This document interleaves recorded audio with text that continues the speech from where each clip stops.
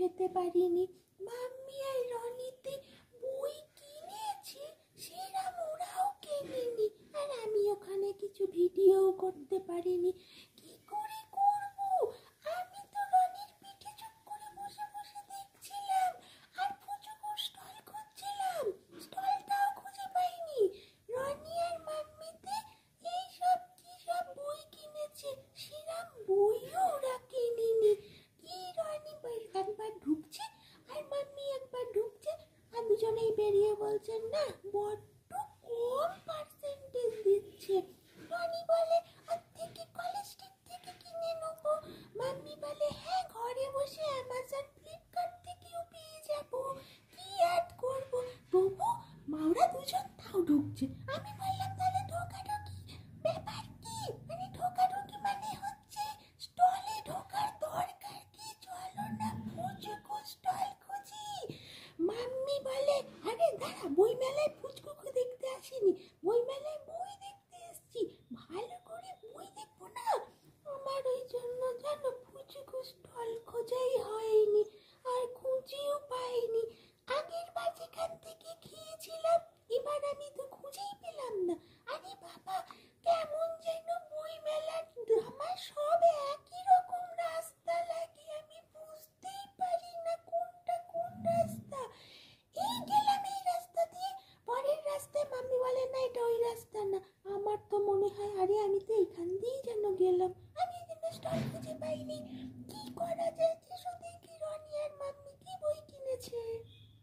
হ্যাঁ, এই বইটার নাম হচ্ছে যুগমূর্তি রহস্য। কে লিখেছে? হ্যাঁ, অনন্যা দাস।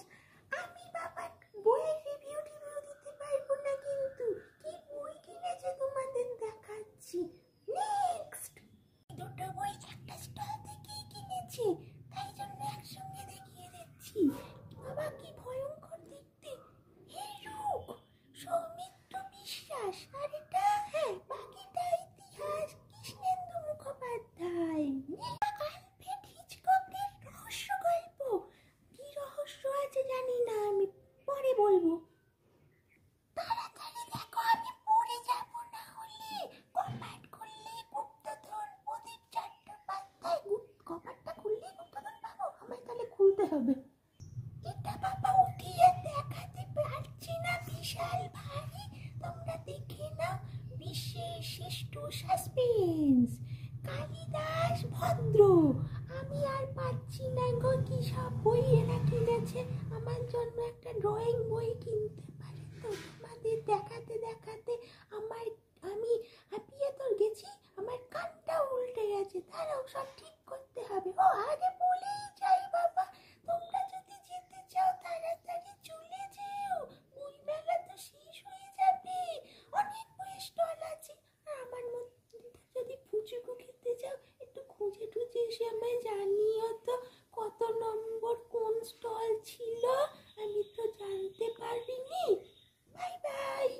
আরে দাঁড়াও দাঁড়াও, বাই বাই না, আমি তো জানতামই না। দেখুন রনির কাছে শুনলাম যে বইমেলা শেষ হয়ে যাবে, কি আমরাই তো শেষ দিন দেখতে গেছি।